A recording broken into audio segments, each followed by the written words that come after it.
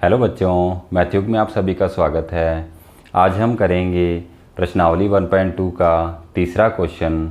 इस क्वेश्चन में हमें अभाज्य गुणनखंड विधि के द्वारा एचसीएफ और एलसीएम दोनों ज्ञात करने हैं।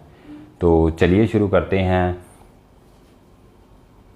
इस क्वेश्चन के अंदर हमें 3 पार्ट दिए गए हैं, जिनमें से पहला पार्ट है 12, 15 और 21।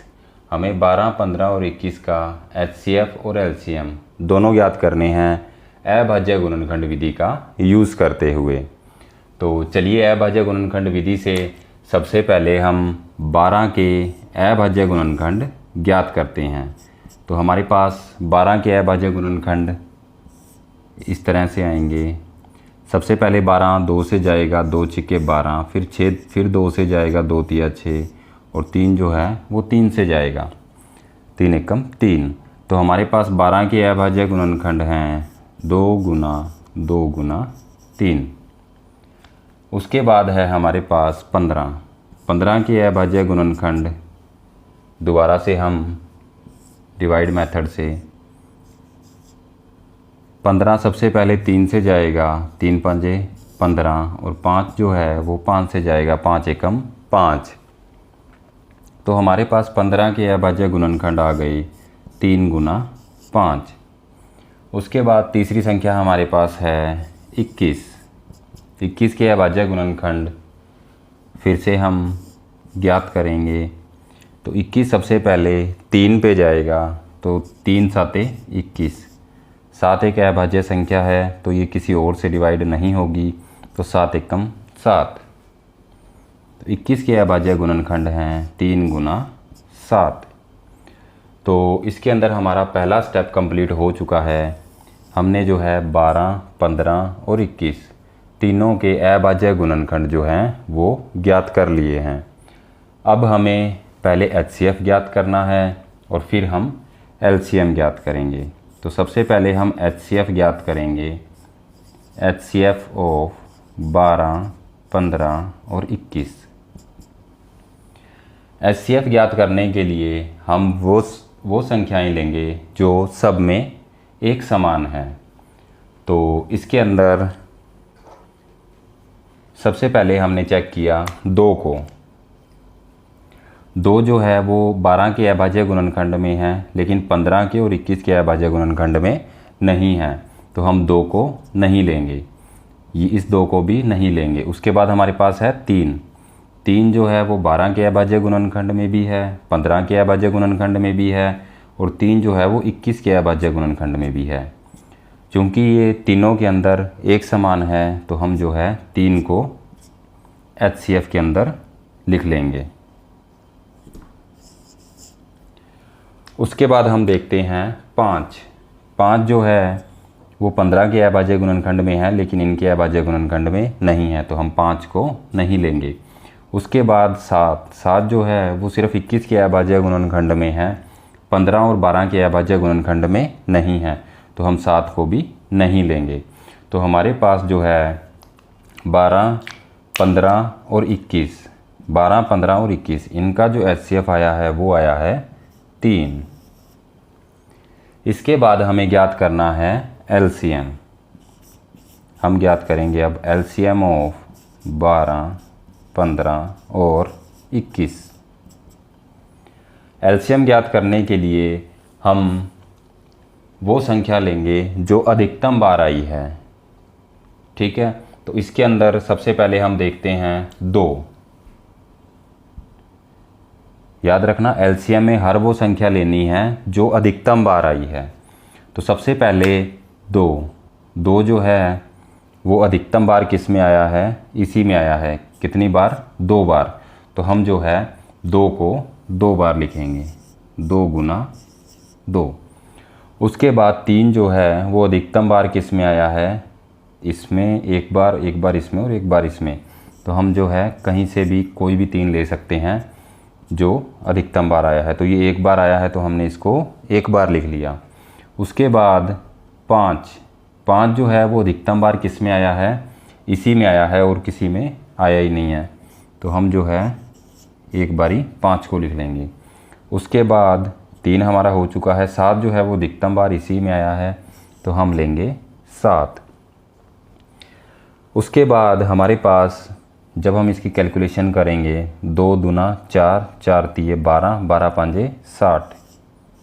जहाँ तक मल्टीप्लाई कर सकते हैं हम करेंगे, 60 × 7। उसके बाद 7 0 0, 7 6 42। तो हमारे पास जो 12, 15 और 21 का एलसीएम आया वो आया 420। तो इस प्रकार हमने जो है पहले प्रश्न 12, 15 और 21 का एचसीएफ और एलसीएम दोनों जो है वो अभाज्य गुणनखंड विधि से ज्ञात किए। तो हमारे पास एचसीएफ आया 3 और एलसीएम आया 420। इसके बाद हम नेक्स्ट क्वेश्चन करते हैं।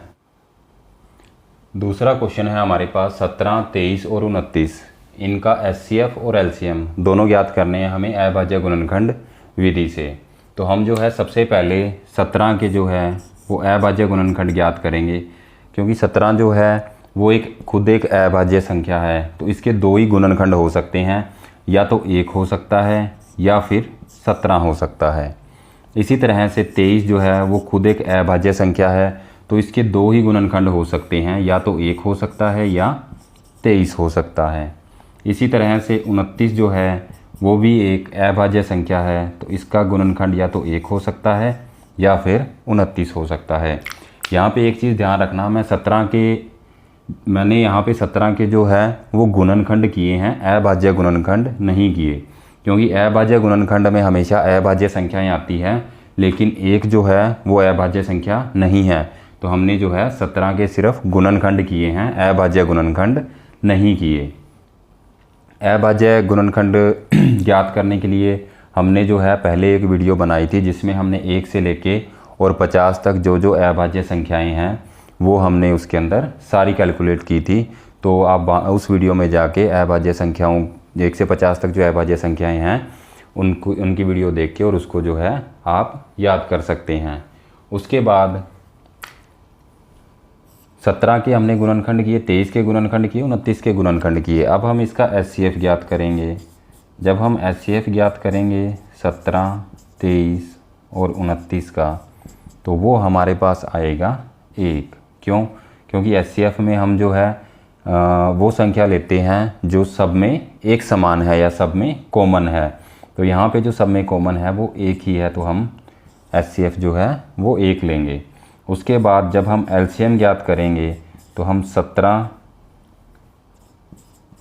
23 और 29 इनका एलसीएम जब ज्ञात करेंगे तो वो संख्याएं लेंगे जो अधिकतम बार आई है, जो कि हमारे पास यही संख्याएं हो जाएगी 17, 23 और 29।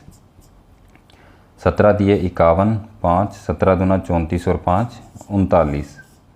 इसका मल्टीप्लाई करना है हमें 29 के साथ। 29 की टेबल पढ़ेंगे, 29 एकम 29, हमारे पास कैरी आया 2। 29 निम 261, 261 और 2 263, हमारे पास कैरी फॉरवर्ड आया 26। 29 या 87, 87 और 26 113। तो हमारे पास जो एलसीएम आ जाएगा वो आ जाएगा 11,339 और एचसीएफ जो है वो हमारे पास आ जाएगा 1। तो इस तरह से जो है हमारा दूसरा क्वेश्चन कंप्लीट होता है। अब हम करते हैं तीसरा क्वेश्चन। तो बच्चों तीसरे क्वेश्चन में हमारे पास 3 संख्याएं जो दी गई हैं वो हैं 8, 9 और 25। इनका हमें एचसीएफ ज्ञात करना है और एलसीएम ज्ञात करना है अभाज्य गुणनखंड विधि से। तो सबसे पहले हम 8 के अभाज्य गुणनखंड ज्ञात करेंगे। 8 के अभाज्य गुणनखंड जो हैं वो हमारे पास होंगे 2 चौके 8, 2 दूनी 4 और 2 एकम 2। तो 8 के अभाज्य गुणनखंड होंगे 2 गुना 2 गुना 2। उसके बाद है 9। 9 के हमारे पास अभाज्य गुणनखंड हम डायरेक्ट ज्ञात कर सकते हैं 3 गुना 3। उसके बाद 25 जो है इसके भी अभाज्य गुणनखंड हमारे पास डायरेक्ट आ जाएंगे 5 गुना 5। जब हम एचसीएफ ज्ञात करेंगे 8, 9 और 25 का, तो वो हमारे पास वह संख्या आएगी जो तीनों के अंदर कॉमन हो या एक समान हो। तो ऐसी कोई भी संख्या नहीं है जो तीनों के अंदर कॉमन हो या एक समान हो। तो ऐसी स्थिति में हमारे पास जो है वो HCF आ जाता है 1। अब हम ज्ञात करेंगे LCM। LCM ऑफ 8, 9 और 25। 8, 9 और 25 का LCM ज्ञात करने के लिए हमें जो है वो संख्याएं लेनी है जो अधिकतम बार आई है। तो यहाँ पे 2 3 बारी आया है, तो इनका मल्टीप्लाई करेंगे तो हमारे पास आएगा 8, या हम इनको अलग अलग ही ले लेते हैं, 2 गुना 2 गुना 2। उसके बाद 3 जो है वो अधिकतम बार इसी में आया है, तो ये हो गया 3 गुना 3। उसके बाद 5 जो है वो अधिकतम बार इसी में आया है, तो ये हो गया 5 गुना 5।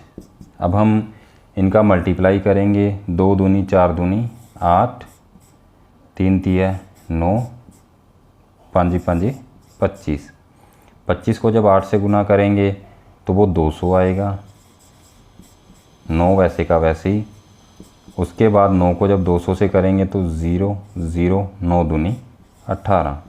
तो हमारे पास जो LCM आएगा वो आएगा 1800। तो इस तरह से प्रश्नावली 1.2 का तीसरा क्वेश्चन, जिसके अंदर हमारे पास 3 पार्ट्स थे, वो तीनों हमने एक एक कर कैलकुलेट किए। तो इसके अंदर अगर आपको कोई डाउट हो या कोई चीज़ नहीं समझ में आई हो तो आप कमेंट करके जो है हमसे पूछ सकते हैं। और इसके बाद जो है नेक्स्ट वीडियो में हम करेंगे इसका 4th क्वेश्चन।